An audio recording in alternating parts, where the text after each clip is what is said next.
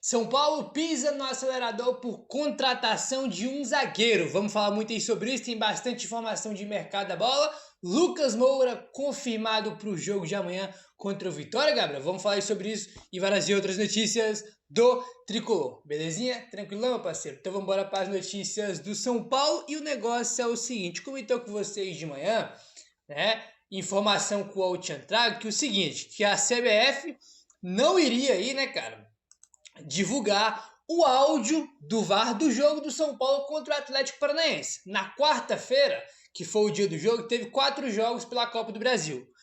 Em 3, a CBF divulgou o áudio do VAR e o único que não divulgou foi no jogo do São Paulo, que foi aí o jogo mais polêmico por causa da expulsão do Rafael, né, que comprometeu evidentemente o jogo e a classificação, no caso a eliminação aí do time do São Paulo. Aí tá aqui a informação do GE. O São Paulo enviou nesta quinta-feira um ofício à CBF para contestar as decisões do árbitro Felipe Fernandes de Lima na derrota nos pênaltis para o Atlético Paranaense, que resultou na eliminação nas oitavas da Copa do Brasil. A principal reclamação do São Paulo é a expulsão do Rafael. O goleiro recebeu vermelho direto por cometer uma falta em Viveiros do Atlético Paranaense.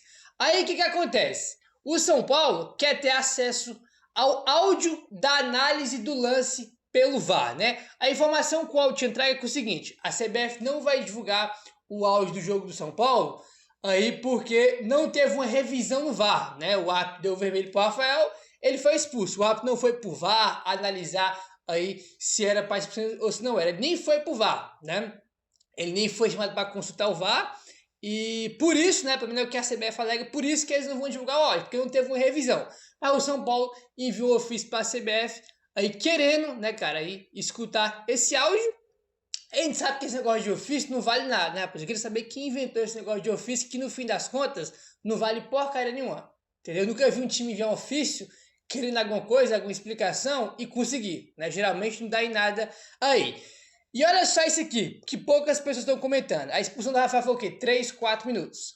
O São Paulo também reclama de critério desigual na aplicação de sanções disciplinares do cartão mostrado para o Bobadilha, tá? E também dos acréscimos do segundo tempo, que foram 4 minutos. Então o São Paulo reclama, além, né, dele querer o áudio do VAR da expulsão do Rafael, o São Paulo também está reclamando aí de critério de cartões, que foi o do Bobadilha com 30 segundos de jogo, né? O árbitro começou o jogo e com 30 segundos ele já deu um cartão amarelo pro Bobadilha. Ali você já viu que tava estranho, né, cara? Ali a gente já viu que já tava uma situação estranha. Com 30 segundos ele deu um cartão pro Bobadilha que não era para cartão, né? E o São Paulo reclama também dos 4 minutos aí do segundo tempo. É óbvio que nada disso aqui vai voltar, né, rapaziada? O São Paulo já perdemos nos pênaltis e já fomos eliminados.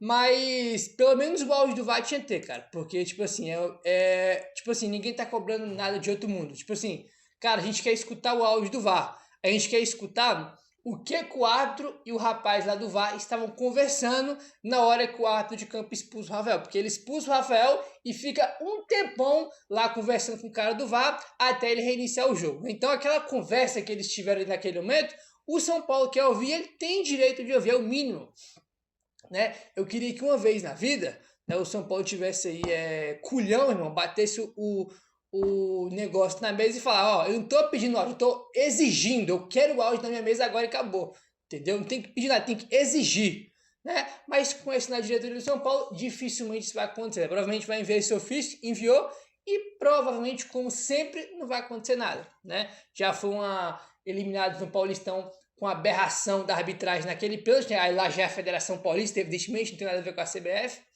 E agora eliminado da Copa do Brasil com um lance, no mínimo, duvidoso, né? No mínimo duvidoso, para não falar outra coisa, né? Tinha que exigir, ó, eu não tô pedindo, eu quero o áudio na minha mesa e acabou. E ponto final, entendeu? Tem que exigir, tem que encher o saco desses caras. Mas com essa diretoria do São Paulo, né, cara, passiva, né, cara, gosta de compor com todo mundo, é capaz de não acontecer nada e não vai acontecer nada, convenhamos, né? Convenhamos.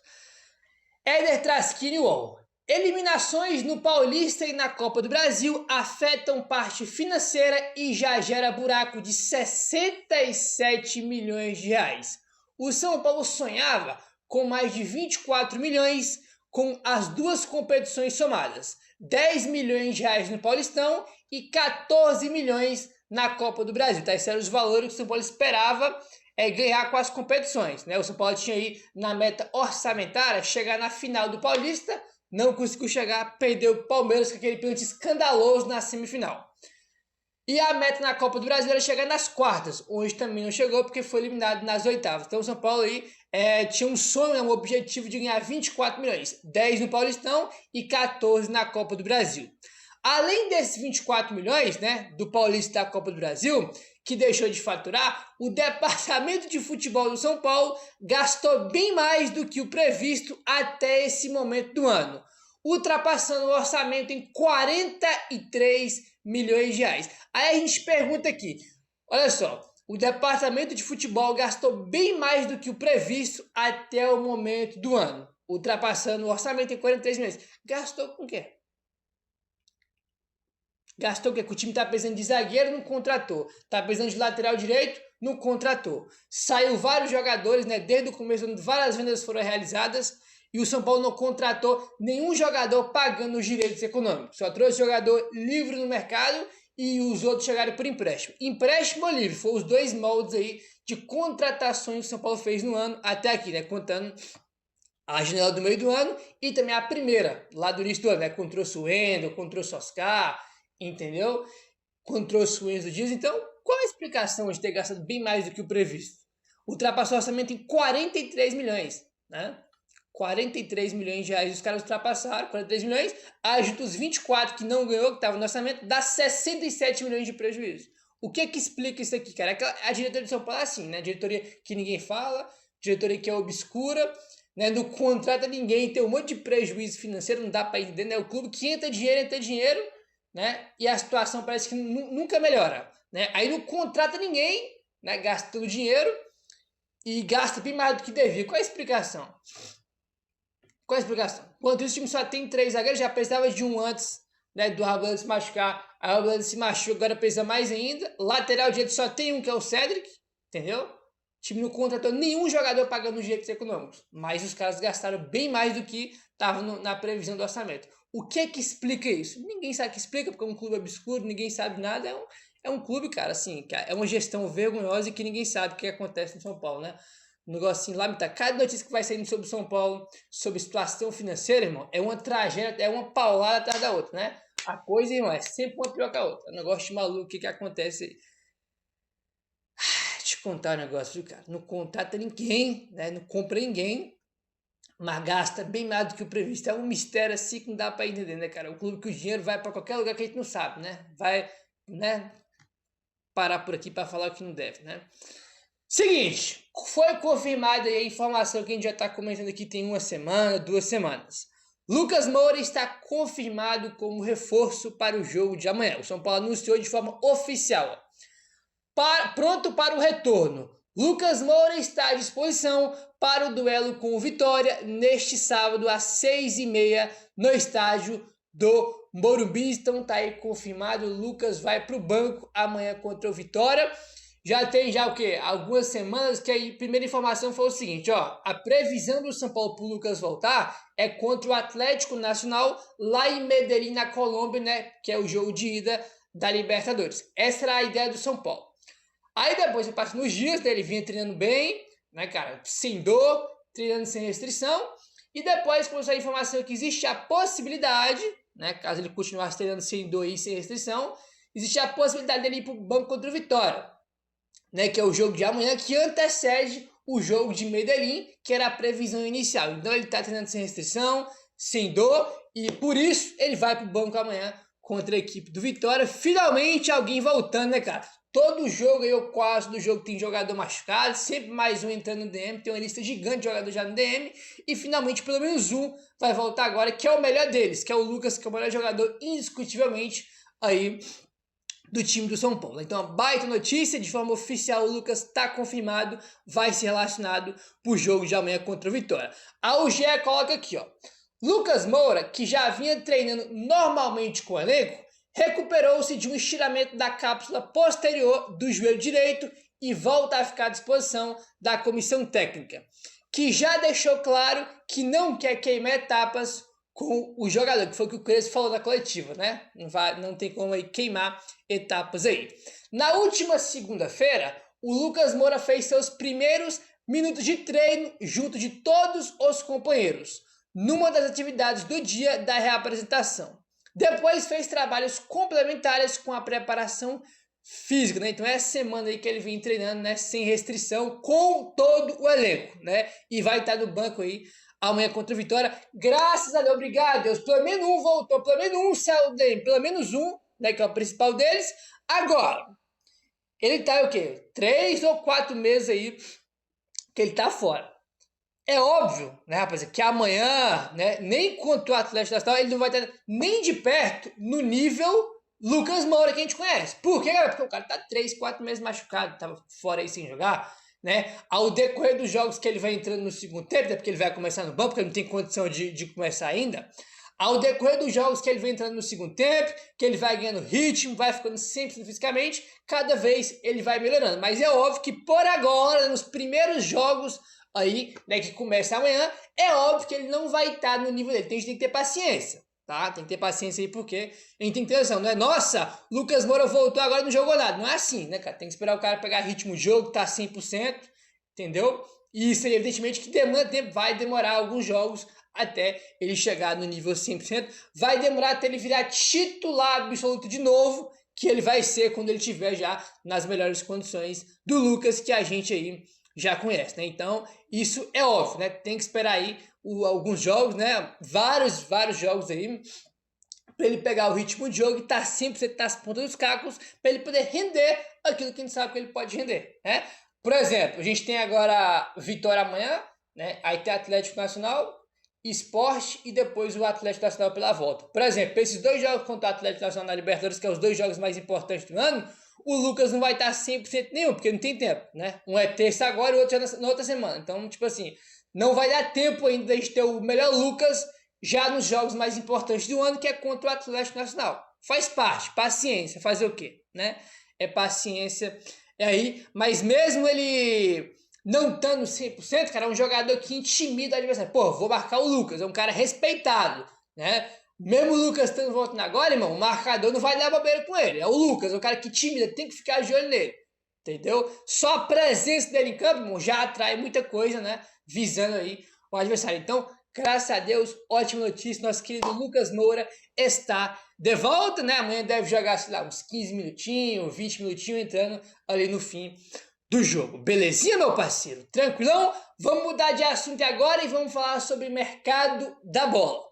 Segundo o Arnaldo Ribeiro, o São Paulo vai tentar contratar um zagueiro urgentemente até terça-feira, antes do duelo contra o Atlético Nacional pela Libertadores, né? O Arboleda vai ficar 2 a 4 semanas fora e tá fora aí desse confronto das oitavas de final da Libertadores da América. Informação do Arnaldo que o São Paulo vai tentar contratar um jogador urgente até a terça, né? Que é o dia do jogo aí contra o Atlético Nacional. Conhecendo a diretoria do São Paulo, é difícil imaginar que eles vão conseguir trazer um jogador até terça. Hoje é sexta, né? Já estamos aí chegando aí no fim da tarde da sexta-feira. Dificilmente vamos imaginar, dá para imaginar o São Paulo trazendo um zagueiro até terça, né? Conhecendo como é a diretoria do São Paulo, entendeu? Conhecendo a diretoria do São Paulo aí, né? Enfim, aí, falando em zagueiro, já temos o nome. Quem, Gabriel? Ele, Juan Tressoldi. Como assim, Gabriel? Tá ficando maluco? Não. Segundo o Gabriel Sá, em busca de um zagueiro no mercado, o São Paulo voltou a fazer contato com a Sassuolo da Itália pela contratação do zagueiro Juan Tressoldi. Juan, que deixou o São Paulo no fim de junho, após as partes não chegarem a um acordo pela extensão do seu empréstimo. Lembrando que quando ele foi embora, né, em junho, quando ele voltou lá para o time dele, ele estava machucado.